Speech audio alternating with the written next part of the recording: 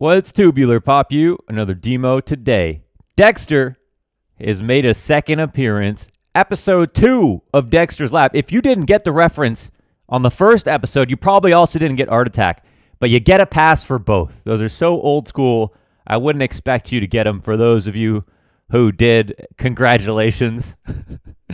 Dexter, he's the man. The hardest part about this video was trying to figure out what game to pick, which is usually a hard part, but it's never been this difficult, okay? Let's look at some of the games that he has played recently. Of course, beating Team Spirit here 3-0. And I say he because, man, oh man, did he have a huge part in it. Of course, Mir is here to show up as definitely the star in many ways. But Dexter, of course, opping in this means that his ADR is going to be somewhat lower. His kills was very high. This is a really nice kind of order of kills, I guess you could say. It's kind of strange here. You've got almost a bottom frag by SDY, but highest ADR. Anyways, everybody on this team, of course, is very, very strong. Lots of love for the CIS region on this channel. Never hating on the CIS region with the amount of talent that's available. It seems, honestly, a very sensitive region. Pimp's got a lot of hate for throwing criticism at Na'Vi, and you're allowed, let me just say, you're allowed to criticize anybody. It doesn't mean that you hate a country or a region. So if you are mad at somebody for criticizing a region or a team, look yourself in the mirror, okay? It's not a personal attack, okay? And Team Na'Vi is their own team. They're their own people.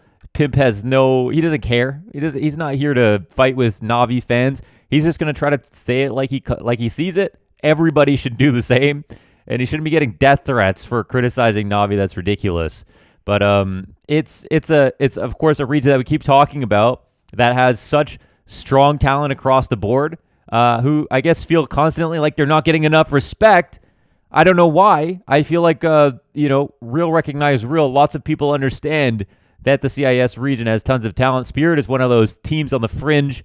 I had someone come into my stream the other day. I was like, CIS is the strongest region. And they're like, good one. Nice troll. And I was like, name a stronger region, right? I mean, it might not appear like this at first. And he's like, Na'Vi is the only consistent team in the region. I said, Na'Vi can't even beat CIS teams. What are you talking about? So not only did Na'Vi win the global finals, but when Na'Vi go back to play against Yakinder and Mir and Lollipop 21K, they get upset in their own region because of how stacked those teams that region is. It's a very competitive region with tons of superstar potential talents. And it feels like Dexter is the one standing out in a sea of talent. Dexter is the one standing out maybe the most, even over a little bit over Yakinder somewhat in terms of consistency. I don't know where we stand there. Yakinder, incredibly high highs, of course, maybe on the same level. Maybe it's pointless to compare. They're both pretty outstanding. But the real tough part about this was like looking at each of these games. Every single side and every single map, he puts up a really solid number. Okay, here's one game where it doesn't do too well, and then CT side, what is this? 21-5. We've got the 27-12 and the 18-12 here. We've got 10-9 and then 12-8. Okay, like almost every single side of every single map, he pretty much has an even and outstanding scoreline. It's kind of ridiculous. So this is a game with Patsy, of course. And there has been some people showing what the substitutions have been like, where they've been pretending that they're not going to bring in Dexter permanently, and Dexter was subbed out on one of the maps, maybe as a final test, like 10-17 here, 7-7, so just overall not a strong map for him. But 9-6 with winning with 100% KAST and a 1.47 rating, very small half in this situation. Basically, all of the time, he's been incredibly consistent, even through into the finals. And here's a history of Trent. I was looking at specific maps. And so this is how I brought it down. I was like, okay, we got a really strong Dust 2 performance. Let's look at all of his maps individually. And it's Dust 2 is his strongest map. So what we're going to do today is cut the intro down. It's already 4 minutes and 50 seconds. We're going to get right into the game, and we're going to watch the whole match. So I'm probably going to skip over some of the ecos. But I really want to talk about how his skill translate from half to half. For those of you who are deady and have been around and watching this channel and saw the last video with Dexter, you already know that Dexter is a strong T-side player with the way that he attacks, which is always such an invaluable asset. It's something that's very hard to teach. I think it's something that like you have so much freedom of expression on the T side in terms of how you help your team out, because a lot of the T side, it is a lot of dry running and stuff like that. But when there's actual opponents on the other side and nades and stuff like that, things change very, very quickly. And like if you're and we could see again. Watch the degster on T side of Train on this channel a couple months ago, and you'll kind of see what I mean. Flames is another player who I'd talk about in the same breath as degster because of their style. They very much understand the value and importance of map control. They don't value their HP as much as they do information. They are very strong aimers. They are very aggressive players. They're playing very high frag locations, so there's a lot of similarities there. And I kind of look at Flames as a young Stewie 2K almost for the Israeli region, I suppose, as maybe upcoming talents. I think let's see what happens here on this pistol retake first. But yeah, a point there about the parallels between Stewie and Flames. Okay, he pushes in clean. We're looking for 2 more kills here. Hard position with the bomb planted well for tunnels. 1 player missing. They know he's outside. They have to know he's outside here. Oh, did they double up tunnels? Wow, they really did. That's a huge risk. And Magisk will take out both. Okay, so this is a situation where if they're not outside tunnels, it's really hard to get back in. It's really hard to get back in because you have an advantage trying to hold them off from coming. So I really expected someone to be outside, but I guess they played it a little bit strange. And Magix, of course, was there to handle all of it. Pretty much everyone on the team so far has been subbed out except for Mir when it came to playing with degster. So that's been something that's kind of interesting. I think it's been 6 series so far, and they've, with him, something like that, and they've subbed out basically everybody once and Patsy twice, and I think Patsy is the one who won't be on the team anymore, or will just be kind of more permanently on the bench. I'm not exactly sure. I don't want to call that too soon.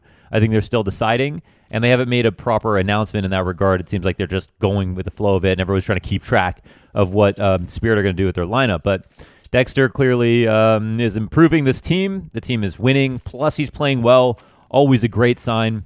And yes, the idea... Okay. So look, he puts together the supportive flashes for himself and his teammates, and a nice spray down as well. So as Stewie, I think one of the major things that made him stand out from the rest of the pack when it came to young puggers coming up to play against Premier, play against invite players and impress them, was that he very much understood the value of map control. He understood the value of pressure. A lot of these things that are things that you understand more as you go on, he understood those things very early on. So he wasn't just a pug star in the sense that he could react and aim. He understood prophylaxis. He understood how to take map control. He understood how to scare somebody, which is something that's very, very kind of hard to teach. Well, look at that very, very fast shot from degster here already into the second round. It's something that I think Flames has as well. I can see it when he plays.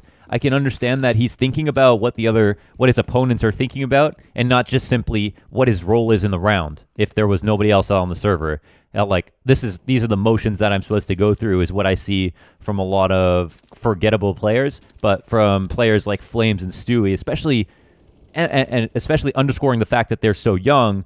It feels like they have a very special gift to be able to understand stuff that only more mature players typically do. So, okay, we've already got a very nice showcase of how quick and how accurate degster is in this game so far. It's only 2 rounds deep.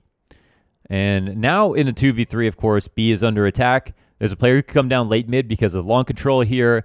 So they're going to try to squeeze for cat control. Hope and pray that the T's come towards them, but it looks like they're going to go B with one player going either to top mid or back through spawn. And now they have the option to either save or... Are they going long? Oh, maybe they're going long, actually. I didn't realize they would commit. I thought they were falling back with someone already out mid or something, but maybe they're attacking here, or maybe this player's a lurk. It seems like the bomb hasn't crossed yet, but decisions aren't being made. Kind of a sketchy situation for FPX. You see how once this has gone on for long enough, even though the T's were in a bad spot, that advantage dissipates, right? Like, at a certain point, it could look like a dire situation, but with enough time and T's can wander enough, suddenly they're kind of back into the room. But ultimately, FPX looks like they land on their feet here. They get the bomb planted. And, oh, well, the 2v2, yeah, it is on, in fact. It looks like a player dies in the sneaky spawn, the Zen. And degster is going to try to help out in the retake. I was about to hit the fast forward button. Ooh, a very ambitious shot through the... Wow, I've never seen someone try to do that. Just a shot through the floor, and degster hits the flick. No way they pull this off. This is wow, that's a really big kind of throw, I feel like. This was a round they should have maybe gone B. It looked like they were in a good position to go B.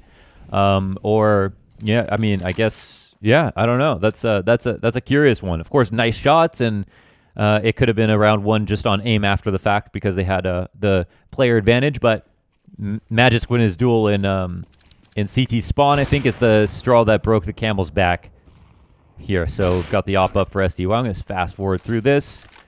Maybe we'll get back into it. Okay, guys, I talked about this. Somebody asked me to make a video about this. If you are the one who wanted me to talk about this specifically, here is the perfect example. I was talking about in our discussion about outposts the other day.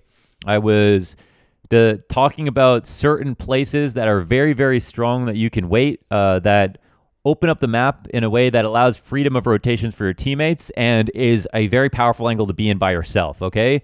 This is that position, okay, on upper B, on Dust 2. I think I was talking about anchor spots as well, maybe in the same discussion. I'm not sure if I'm conflating the two topics, but this isn't so much an outpost as it is more just a very, very strong angle that I'll show you can help free up rotations in a big way. So here, degster can push. Now, typically, imagine someone like Rops on the other side here, holding from the exited tunnels behind this pillar, jiggle spotting, waiting for someone to push. But this is a very, very strong position for the op to be pushing in. The one blind spot here, where is on his right side, of course, in the corner. If nobody has crossed yet, though, and they know that, or they feel confident guessing no one has yet, then this angle amplifies its power. He's nice and early, no pre-nades into the tunnels from the T's. degster's pushed up. This is a spot where I would guess that degster either definitely gets a kill, is able to hold without too much pressure, or is able to... Yeah, either one of the two. I think he'll be successful at this point is what I'm trying to say. And his teammate behind him, depending on what happens, has the ability to leave B now in a big way, right? Because now with the tunnels control, let's say, for example, our green wanted to rotate out and for whatever reason because they have tunnels control. They don't see anyone tunnels, and it could be a mid B split. Now let's say green rotates all the way over to A. It's 4A. And it becomes a mid B split, and the A's, the CTs on the A site have to push off cat. degster can potentially push in the tunnel, separate the split, get his op kill there, get the info early of whether or not it's a fake for the tunnels mid B split. He can call out a lot of things from this spot. So let's see what happens. But I just want to say that this push is very underrated. It's a very powerful tool. I don't see enough top teams using this enough. I think some teams use it. It's not something you can do every single round, but it's something that when you do get to this point with the op and it's pretty quiet, it feels like you're very much in favor. So now we'll see what happens here. That he's closed this off. Oh, but there is the blind spot, and Stiko does actually cross out to the right. degster doesn't die, luckily, and that is the position that Stiko's in. That's the position that really denies how powerful this is. I'm actually quite surprised he crossed. I thought we had an early enough spawn to get there. Of course, no spawn is early enough to completely know for sure, but sometimes you want to guess, like, okay, you're walking up the tunnels, you're holding it, but you're pretty confident. Your play is not based around 100% clearing that. You're just hoping that someone's not there so you can go ahead and clear lower or something, but okay, it doesn't work out. The rifler who's watching that side dies. Stiko doesn't notice that degster's also there, doesn't go out for that fight. And degster escapes, but it ends up being a post-plant situation that's unwinnable. So, unfortunate we don't get to see, where the value is right there if, like, nobody's in the tunnels or if there's somebody in a more standard spot outside. But, credit to Stiko for holding from that side and employing his own prophylaxis and denying this push to come out. Now, of course, you're going to be much more scared to try something like that in the future, knowing that this is where Stiko might be on a default. Some teams that don't like to use that spot, which is malleable, nadeable, those are players that those are teams where a push like that will be very effective. But yeah, that's a shame. So now, like, instantly I'm thinking, okay, now he's probably going to be not going to be too keen on trying that again. But there's always the option to Molly nade out that position if he'd like to in the future. I think it's still a viable option if they'd like to use it, but we don't know if they will. I'm definitely seeing that they might be discouraged to try that again, even though it is a strong push. Okay, the triple retake through tunnels. It's an ambitious one, of course. You can't give the CTs too much information here because they can push out of the doors and out of the window. But it's a little bit... Oh, that's not good. Yep, it's a little bit jumbled up. At least got the flash assist. Yeah, that there's a lot of noise, a little bit jumbled up. K-Sharp is a counter to tunnels, so K-Sharp is the position on that back box. It, yeah, completely counters it, so that's not a really great position to be in. So there's another position where, like, you know, it could be good to retake through tunnels because you retake from the best after plant position first, but it's counterable, like in the way that Stiko stopped that tunnels push.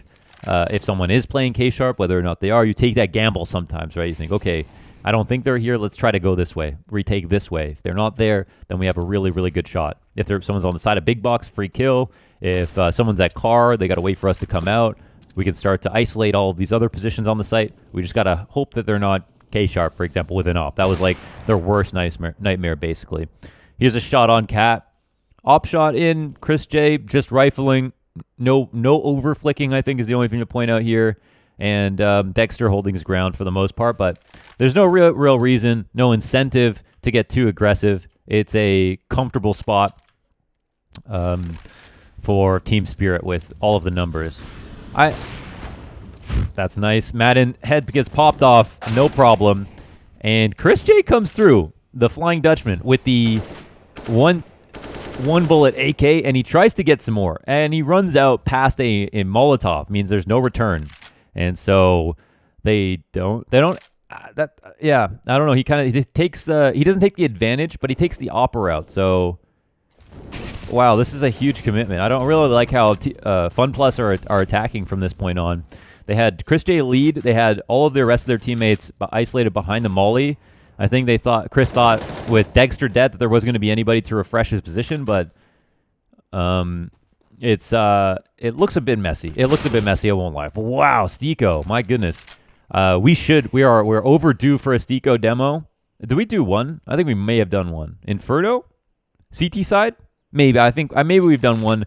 We've got to do one. We got to have Stiko come on the show, actually, and go over a demo with him. That's something I wanted to do. Oh my god, he wins. What a clutch. Holy hell. That was actually more insane looking at this from Stiko's POV. He ran all the way around to long, didn't waste a second. Actually beat the internal timing of our last player in the 1v1. And my internal timing, too. I didn't think Stiko could get there that quickly. That's pretty incredible stuff. Maybe we should be watching the Stiko CT side. The Stiko T side, excuse me, over the T side right here. That's pretty ludicrous stuff. Okay, so now we've got CT spawn is in jeopardy, but we also have this. You're in flux, right? You're in a position where, yeah, you can get attacked from two vertical angles that are stacked above each other, which is the threat of, like, this is why people start threatening this drop down mid B. Because if some people jump off of Cat here, and your opper is around car, and they see that, but they don't hit the shot, then suddenly your opper cannot in good conscience peek out to fight people on Cat because there could be a guy right below them peeking them on long. And a lot of these Cat drop-down executes towards A became very powerful and very popular for that reason. It's like a double attack on the op, and let's say everybody runs across Cat as opposed to anybody jumping into CT spawn, then the opper can always only hit one guy and see one guy at a time, which doesn't always happen, but you can at least say, if I play well enough or carefully enough, I'm never going to expose myself to two people at a time. But once you introduce that vertical stack, it's impossible to guarantee that. And that's what gets the opper back. But in this position, because Team Spirit lose a player, and degster was concerned about CT spawn there, he still feels the need to take a risk. He still feels the need to take a risk here because his team needs something. It's not comfortable to give up this much space with a player dead, and FPX are getting away with what's basically a full fake. So it's kind of important that degster finds a way to reaggress and get this info back, and at least apply some pressure or get information at the very minimum. A great shot, a floor bang into Chris J. I mean, he just feels like it just doesn't miss. So strong with it. And yeah, that's just a little rant explaining the kind of pressure that he's putting on here. And 5-4. Here it is. Oh my God. Okay, we got the push again. Okay, so yeah, okay. So basically, why this position is so strong with the op is just because of how you can close out this angle. Once you know there's nobody on the right side, if you feel like Stiko's not there, they actually brought 2 people, I think, just in case to kill Stiko if he is here. You can. It's hard if you're a rifler and you're jiggling. This op has a big advantage versus you. You got to be very careful with your jiggles. You got to be so aware that someone could come through tunnels. And it's such a close range shot that the jiggles are bigger, right? It's very, very easy for the op to win here. So we'll see. Now, he's actually using his teammates to try to bait with him, and they spot one, but I think Zen hears this scope. Surely Zen hears the scope into lower. He'll leave a teammate up there.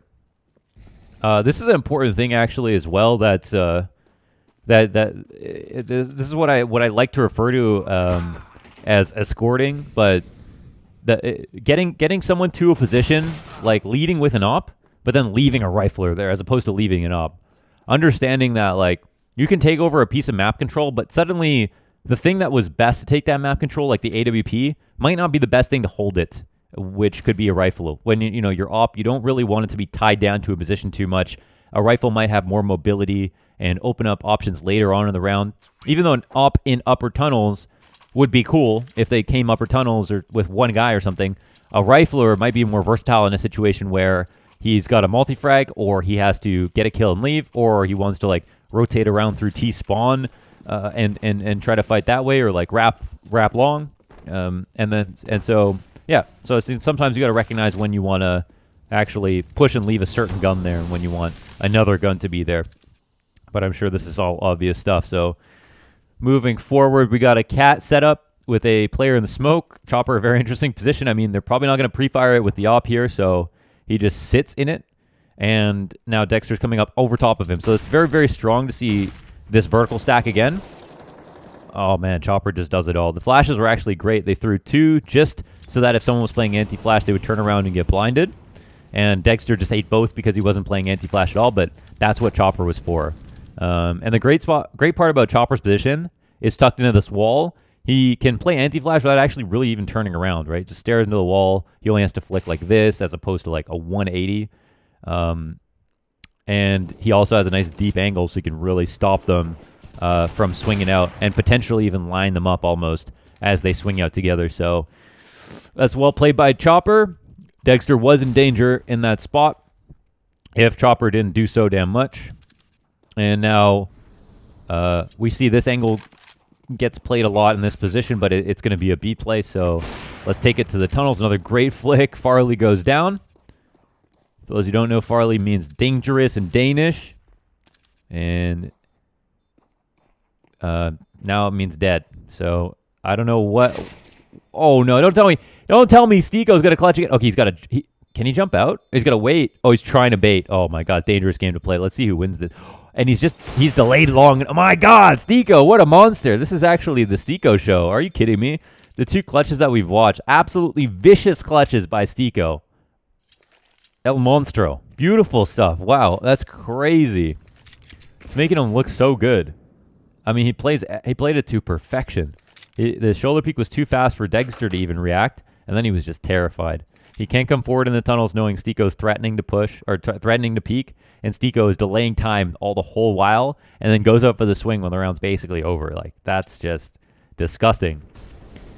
Really love to see the glow. I mean, Stiko just gives me so much hope as a player, just to be like, you can really just achieve new heights. He's just become such an extraordinary talent, honestly. It's really great to see him succeeding, and not just being on a team that succeeds, but just to actually be a star. I just love to see it because he's such a great guy too. But let's go ahead and skip through this. I was really obsessed with his Alligator P250, but I really want to talk about the full-on rifle rounds, another kill, because once again, degster just does not miss. He just really does not, like, when it comes to punishes, he doesn't give up on punishes. That's what we're seeing right here. And you can't, it's just not a particularly great game for him. This wasn't even his highest rating in recent memory. He literally does this consistently. Maybe it is his recent highest rating, but multiple plus, 1.4 ratings. And this is just another day in the office, really, for Mr. Degster. So let's see if the cat play comes through. FPX have tried to do this. Now, a little bit of mid pressure does not mean that they might not try to fake up into cat. And we've got a slight nade here for degster. I just want to say something about that nade. So the nade can actually do something interesting here where we don't see.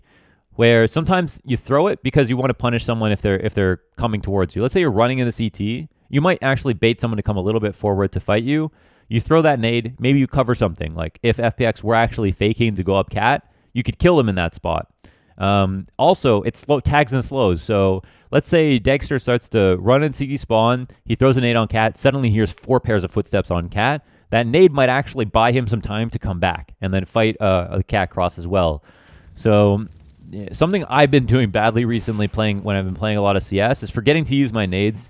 And just remember, like, a full utility belt costs you $1,000 next round, but the round itself is priceless. Okay, so don't be afraid to use utility. Even if you just have a feeling, like degster just had with that HE, better to die with no nades than all of them, or any for that matter.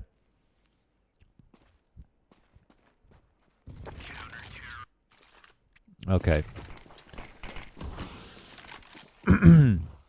So, one of the last 2 rounds of the half, we've seen so much variety in the opening setups here for Team Spirit, and of course they are a very good team that just have a lot of variety in their play. They're just a very solid team. This is a team I absolutely expect to be able to make it into the Tier 1. I think they challenge spots like for example, I think OG are in danger with a team like Spirit picking up degster and appearing to play this well. I think Virtus Pro are a team that could break into this Tier 1 next year, and we really get kind of maybe an almost full-on CIS era with the amount of good teams that could seriously contend to get into the Tier 1. Virtus Pro picking up a win at Summit and a win at Flashpoint 2 marks the first 2 trophies that the Virtus Pro organization has won since DreamHack Masters Las Vegas in 2017, where the CEO of Virtus Pro bought Taz a Mercedes-Benz wagon for winning, which is apparently, as the story is told, when everything went wrong, when everything went south. Supposedly that caused a lot of dissent within the team, a lot of resent towards Taz, and maybe towards the org's favoritism towards him. And and it was also probably just something that compounded onto a long-standing history of ups and downs within an organization and team that had obviously gone through a lot as it was. And I mean, they were always a shining example of how to keep a roster together. I think they were a good example of not breaking up too soon, even if it ended in this kind of this almost supernova.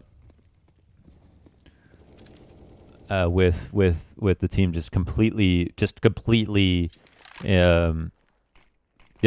erupting in flames. But yeah, there's no doubting their accomplishments, their status as a roster, their major, and their overall reputation. This is a round that's over. We're going to go into the second half, and I think it's a clean sweep. So this isn't the first time we've watched both halves. It might be a first of 3 times that we've watched both halves here on the channel. Let's see what happens. We've got the pistol round with an interesting play here. So it's always really good to start out with long control. It just feels so amazing when you get long control and no one's here, because even if you don't use it right away, you know so much about the CT setup, right? Now, what are they afraid of? The cat push. Look how careful they are here of the cat push. Not only are they careful of the cat push, right? Mir believes, right? He's not, I'm going to sit here and watch for cat. Here, my teammate is long. There is no one long. I know it. I am super confident someone's going to push up cat. I want everyone to understand that when you're this confident, it affects your ability to aim, right? This is a huge part about map control as well that goes unnoticed, that you activate your teammates in a different way when you get map control at the bottom of B on Inferno, your A players. When you know someone's going to turn the corner, you better believe that means that your teammates are going to be able to hit that shot more reliably. They're going to be more confident. They're going to be more aware. They're going to be squeezing that concentration ball as hard as they can.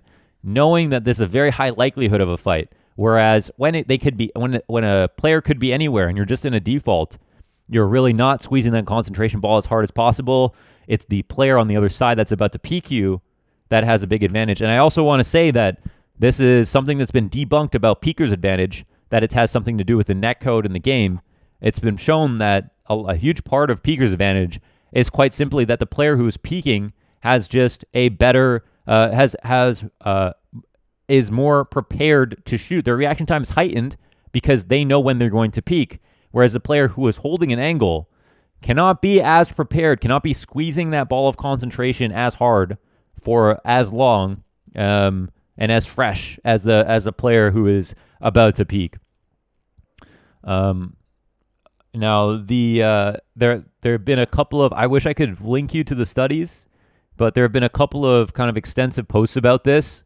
They're out there. This research has been done like a couple years ago, but this is something that's very important, I think, to remember about peeker's advantage, and also why you. What's more important, of course, is that it exists, but this is why off angles are such a big part of the game, and respect for the fact that. You never want to be in a position that's pre-fireable. You want to oftentimes play in off-angle positions where a team's not prepared for you. But all right, we move up across cat here, and Magix will get a kill out towards long. I mean, this is such an incredibly powerful split. We see the FPX were actually just in terrible spots. They didn't have cat control. It just becomes more and more obvious, right? Like we just had Team Spirit play out towards long, see nobody. Group up for cat, thinking they were going to fight on cat, see nobody, and know that A site has not been completely given up. So the spots that they're in on long they were just written on Team Spirit's death note. Team Spirit knew that their days were numbered. They were just hungry to try to clamp down on them with the A split, and Magix just did it all basically. Would have been actually kind of bad if Magix died because he's alone, but he didn't die, so that's not how we tell the story. 6-10, flash out towards long, and the last time we saw degster play on train, he actually wasn't opping, which was interesting. It was T-side train, but I mean, it's T-side train. It's actually one of the more common sides that you would op on if you're dedicated. And so I don't even remember or know if he was a full-time opper on his last roster, but now, of course, coming in to replace Ida's balance.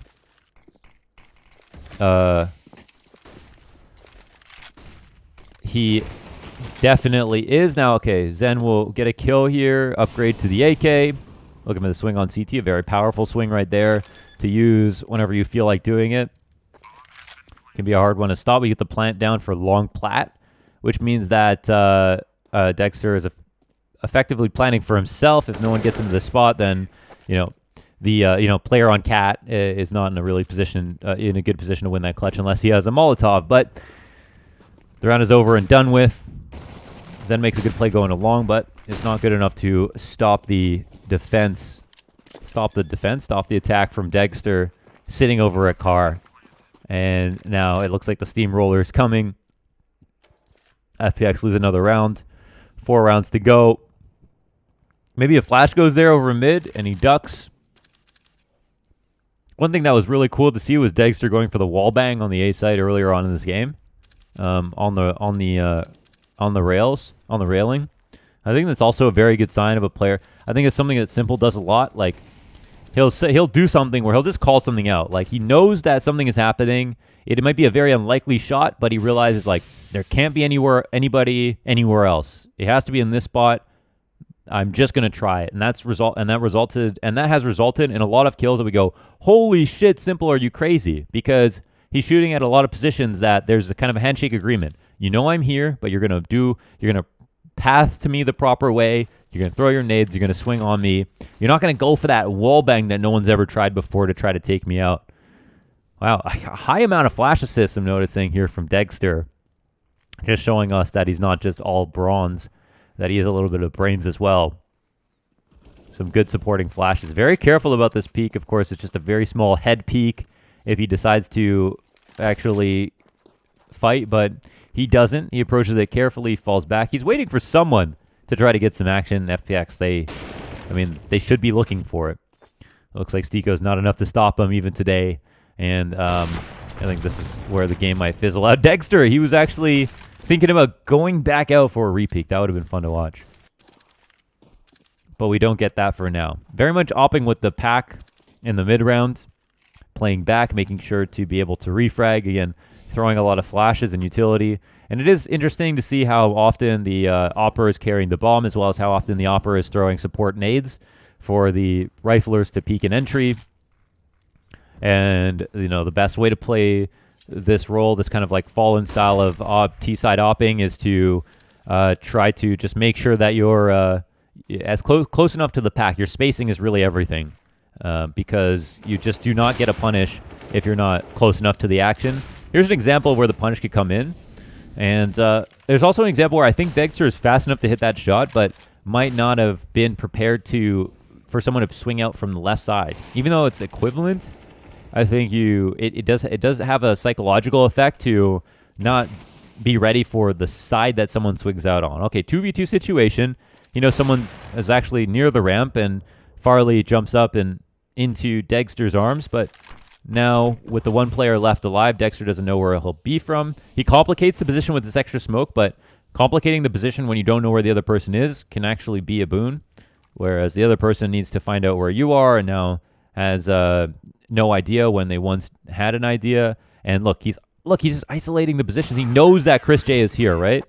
It's good to see that, we can really tell how Chris J or how degster's thinking, and it looked like the clock kind of started to become very very apparent to him as he jumped up and tried to attack. But Chris J was locked into that spot, and degster knew it, which is cool to understand how you guarantee that information. He backs up far enough, he gets that full view on the ramp and sees that Chris J couldn't have fallen away.